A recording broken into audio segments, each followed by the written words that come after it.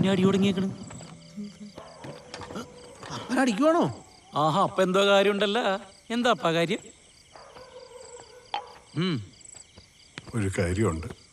ആഹാ, ഒരു കാര്യമില്ലാത്തോണ്ട് ഞങ്ങൾ അടിക്കാണ്ടിരിക്കുവായിരുന്നു. ഇപ്പൊ കാര്യമായില്ലേ? ആ പിന്നെ എന്റെ അമ്മ, അതും അപ്പന്റെ കാര്യേ. നിപ്പരടിടാ.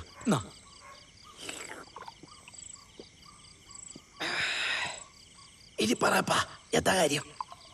അപ്പനൊരു സങ്കടം ഉണ്ടടാ. അപ്പന്റെ മനസ്സ് ഇന്ന് ഒരുപാട് വേദനിച്ചടാ. പറഞ്ഞത് കേട്ടോ, അപ്പന്റെ മനസ്സ് വേദനിച്ചത്. അപ്പൊ രണ്ടര അടിക്കണ്ടേ? പിന്നെ ഇന്ന് പിടിച്ച അപ്പൊ ഞാൻ അടിക്കണ്ട.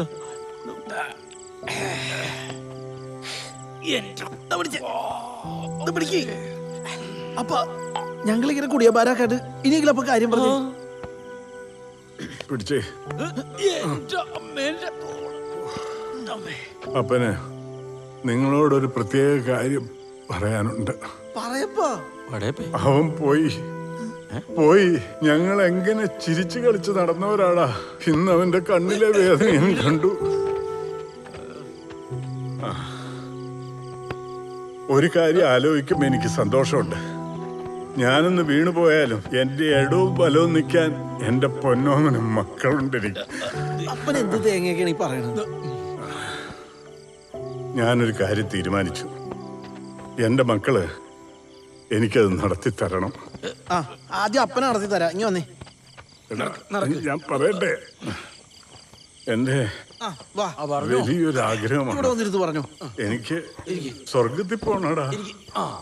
അപ്പം പറയപ്പാ, അപ്പന്റെ ഏത് ആഗ്രഹവും ഈ ജിൻഡോ നടത്തി തരും. ഈ ജിജോയ് ഉറപ്പാണോ? എന്നാ പറയാം. എടാ മക്കളെ, അപ്പം മരിച്ചാൽ അമ്മച്ചിയുടെ കുഴിമാടത്തിന്റെ തൊട്ടടുത്ത് അടക്കും. അടക്കരുത്. പിന്നെ പഠിക്കാൻ കൊടുക്കണം. മെഡിക്കൽ കോളേജിലെ പിള്ളേർക്ക്. എന്തിന്? എന്ത് കാര്യത്തിന്? പിന്നെ ഒരു പുണ്യാളം വന്നു. ഒന്ന് പോയപ്പാ. വയസ്സാകാലത്ത് വേറെ പണിയൊന്നുമില്ലെന്ന് പറയുന്നത് ചിന്തിച്ചു കൂട്ടിട്ടേ ഒന്ന് പോയേ. വയസ്സൊക്കെ എങ്ങനെ ചിന്തിക്കാൻ? ഇത്രയും കാര്യമായി വളർത്തി നിങ്ങളെ ഇവിടം വരെ ആക്കിയിട്ട് അപ്പന്റെ ആഗ്രഹം നടത്തി തരേണ്ടത് മക്കളുടെ കടമയാടാ. പറ്റിയല്ലേ? സെന്റിമെന്റ്സ് തുടങ്ങി. വേണ്ട, ചെല്ല്. മക്കക്കഞ്ഞി ദുഃഖക്കഞ്ഞിയാ. അപ്പോ അപ്പൻ ആഗ്രഹിച്ച പോലെ അപ്പനെ ഞങ്ങൾ മെഡിക്കൽ കോളേജിലെ പിള്ളേർക്ക് പഠിക്കാൻ കൊടുക്കാം. ഇപ്പൊ കൊടുക്കണോ? വേണ്ട, ചത്തിട്ട് മതി. ആഗ്രഹിക്കുന്നതിനൊക്കെ ഒരു പരിധിയിലടാ. ഒന്നുകിൽ സൗന്ദര്യം വേണം, അല്ലെങ്കിൽ സമ്പാദ്യം വേണം. ദൈവം സഹായിച്ചത് രണ്ടും നിങ്ങൾക്കില്ല. പിന്നെ നിങ്ങൾക്കൊക്കെ ആകെ ഉള്ളതേ നല്ല ചീത്തപ്പേരാണ്. ആ പേരും കൊണ്ട് ഇപ്പൊ പോയിട്ട് ഒരു കാര്യമില്ല. ഒരു പോസിറ്റീവ് കാര്യത്തിന് പോകുമ്പോ നെഗറ്റീവ് പറയല്ലിയാ. ഞാൻ പറഞ്ഞത് റിയാലിറ്റിയാ. കേട്ടിട്ടില്ലേ? റിയാലിറ്റി, യാഥാർത്ഥ്യം. നീ എന്റെ താളം വീട്ടിലും കേട്ട് വന്നാടാ. അവളുമാരെ വഴിക്ക് പോകും. രണ്ടാളും ഒറ്റയ്ക്ക് പോണ്ടാ. നീയൊക്കെ ഇടിയും കൊണ്ട് കിടക്കുമ്പോഴേ ഹോസ്പിറ്റലിൽ കൊണ്ടുപോകാൻ ആള് വേണ്ട. ഒരു നല്ല കാര്യത്തിന് ഇറങ്ങുമ്പോ ഇങ്ങനെ 3 പേരായിട്ട് ഇറങ്ങിയാൽ. നീ ഒരു വെള്ളം മേടിച്ചടാ. വെള്ളം ബാക്കി ആവശ്യം ഞാൻ മഞ്ജു വാങ്ങും. അത് മേടിച്ചു.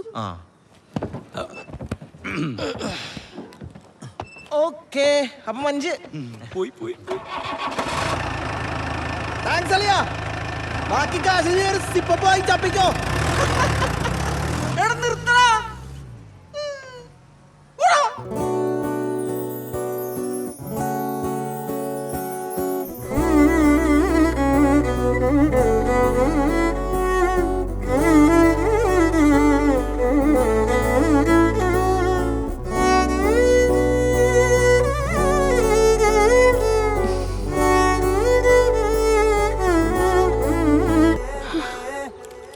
അതെ, ഞങ്ങൾക്കൊരു കാര്യം പറയാനുണ്ടായിരുന്നു. അതെ, ഒന്ന് അങ്ങോട്ടും ഇങ്ങോട്ടും ഒന്ന് മാറാവൂ.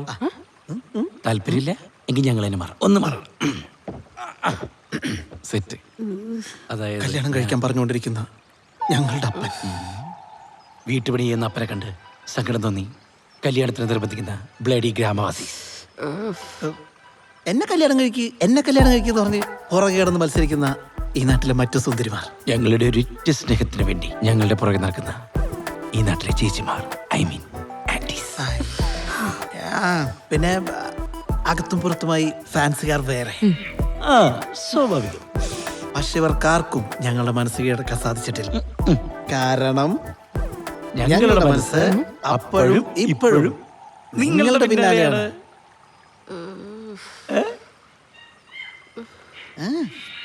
വിശ്വാസികളെ, സോദരരെ, ബ്രദേഴ്സ്, ഹല്ലേലൂയ. നിങ്ങൾ നിങ്ങളുടെ വിശ്വാസത്തിൽ മുറുകെ പിടിക്കുവിൻ. ഇനി കർത്താവായ യേശുവിന്റെ രാജ്യമാണ് വരാൻ പോകുന്നത്. അവൻ നിങ്ങളെ കൈവിടുകയില്ല. നമുക്കെല്ലാവർക്കും ഒന്നുചേർന്ന് എന്തൊക്കെ പറഞ്ഞാലും സെബാൻ ഒരു വിശ്വാസി തന്നെ അല്ലയോ? പള്ളിക്ക് വേണ്ടി എന്തൊക്കെ കാര്യങ്ങളാ ചെയ്യുന്നത്. ഇങ്ങനെയുള്ള 10 പേരുണ്ടെങ്കിൽ നമ്മുടെ പള്ളി എന്നേ രക്ഷപ്പെട്ടേനെ. പള്ളി രക്ഷപ്പെട്ടുകൊണ്ട് നിന്റെയൊക്കെ കുടുംബത്തിൽ വല്ല ഗുണമുണ്ടോ മണ്ടന്മാരെ എന്നാണ് പാശാൻ പറഞ്ഞത്. ദൈവമില്ല ഉണ്ടെങ്കിൽ ആശാനിക്ക് ഇത് വരുത്തോന്ന് ഇപ്പൊ പറഞ്ഞത്. അത് നീ പറഞ്ഞ കറക്റ്റാ. ദൈവം ഉണ്ടെങ്കിൽ അവനെ ഇങ്ങനെ ഉണ്ടാക്കി വെക്കോ? മനസ്സിലായില്ലേ? ആവതുള്ള സമയത്ത് പണിയെടുത്ത് 10 പൈസ ഉണ്ടാക്കാൻ പാശാൻ പറഞ്ഞത്. ഈ പറയുന്ന കേട്ട് കർത്താവിനെതിരെ നിങ്ങൾ പറഞ്ഞാണ്ടല്ലോ, ഈ ഊളച്ചായടുത്ത് തന്നെ മൂത്തൊഴിക്കും. ഇതൊരു തുടക്കം മാത്രം. കർത്താവിന്റെ അത്ഭുത പ്രവർത്തനങ്ങൾ ഇനി കാണാൻ പോകുന്നതേ ഉള്ളൂ.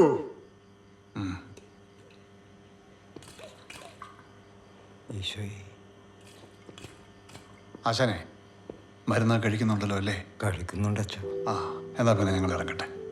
കാലത്ത് തുടങ്ങിയ യാത്രയില്ലയോ? 2 ദിവസം കൊണ്ട് ഇടവകയിലെ എല്ലാ വീട്ടിലും ചെന്നെത്തണം. എല്ലാവരും മുടങ്ങാതെ പള്ളിയിൽ പ്രാർത്ഥനയ്ക്ക് എത്തിക്കുന്നവരെ ഒരു സമാധാനവുമില്ല. എല്ലാം ശരിയാവും. എന്റെ എല്ലാമായ ആശാനെ, ഈ അവസ്ഥയിലും നിങ്ങൾ പൊന്നുപോലെ നോക്കുന്നതിൽ എനിക്ക് വലിയ സന്തോഷമുണ്ട്. ആശാനെ, എങ്ങനെയുണ്ട്?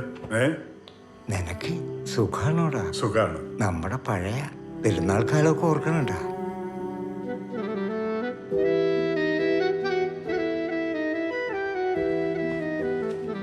ഇത് മേടിക്കാ അല്ല, ഞാനല്ലേ തരുന്ന ആശാനെ. എന്തായി പറയുന്നേ? സബാനെ, ഇറങ്ങട്ടെ? വരുവാച്ചാ. അച്ഛാ, വല്ലതും കഴിച്ചിട്ട് പോവാം. ഇപ്പൊ വേണ്ട അനിയമ്മേ. ആ ബെസ്റ്റ്. എന്റെ പെമ്പറന്നോത്ത് അച്ഛന്റെ മേടെ കൊണ്ടെന്ന് വെച്ചാൽ ഫുഡ് പിന്നെ ആര് കഴിക്കും? ആയിങ്ങട് ആശാൻ കിടക്കണ കിടപ്പ് വേണ്ട. ആയ കാലത്ത് തന്നെ ഊത്തായിരുന്നു.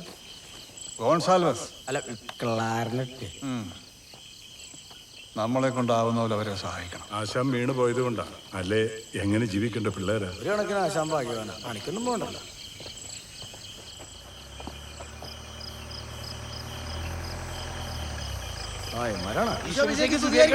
ഇപ്പോഴും എപ്പോഴും സ്തുതിയായിരിക്കട്ടെ. ഇതൊക്കെ അറിയാവോ അച്ചോ? ഓ, സേബാനോസിന്റെ കൂടെ ഉറക്കത്തിക്കിട്ട് പിടിച്ചേരിക്കുള്ളൂ അല്ലടാ. മക്കളെ, നമുക്കിവരെ പള്ളിമേടയിൽ ഒന്ന് ഇറക്കിയിട്ട് പോവാം. നിങ്ങൾ എവിടെ പോയിട്ട് വരുവാടാ? പൂപ്പാറ പോയിട്ട് വന്നേപ്പാ. എടാ മക്കളെ, ഓട്ടോ ഒക്കെ ഉണ്ടോടാ? ഓ, കുറവാച്ചോ? ആ, എങ്ങനെ കുറയാതിരിക്കും? ദൈവഭയം വേണം. നീയൊക്കെ രാംദാസിന്റെ മക്കളെ പുറകെ കിടക്കാതെ ദൈവത്തോട് പ്രാർത്ഥിക്കും. അതിനുമാരിക്ക് ഭർത്താവിന്റെ മുഖോർമ്മ വേണ്ടേ? എല്ലാ സഭാനെ ഉപദേശം തുടങ്ങി.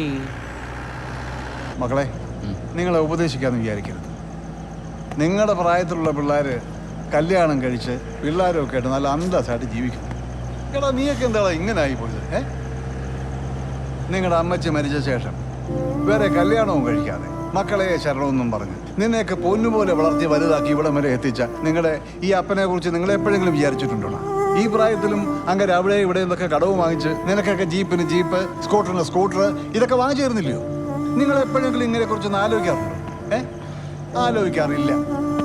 ഈടാ, ഈ 10-65 വയസ്സായിട്ടും നിനക്കൊക്കെ വെച്ചും വിളമ്പി തന്ന് നിന്റെയൊക്കെ തുണിയും കോളനും നനച്ച് അങ്ങനെ നശിച്ചൊരു പരുവായിരിക്കും. ഓ, 2 മക്കളും മാറി വന്നിരിക്കുന്നു. ആ പോട്ടച്ചാ, അവര് പിള്ളേരല്ലേ. ആ, എന്തിനാ യോമാരെ പറയുന്നത്? ഇയാളെ പറഞ്ഞാ പോരെ? വളർത്തു ദോഷം. ഏയ്, ഇതാണ് ഞാൻ പറയണത്. മക്കളെ വളർത്തണമെങ്കിൽ തന്തയും തള്ളയും കൂടി ഒരുമിച്ച് വളർത്തണം. അല്ലെങ്കിൽ ഉമ്മാരെ പോലെ അല്ലേ സഭാനെ? ഗോൺസാൽവസ്, ഇറങ്ങിയ എന്താ സ്റ്റോപ്പ് എത്തി. Good night. Good night. ശരി മക്കളെ. Good night.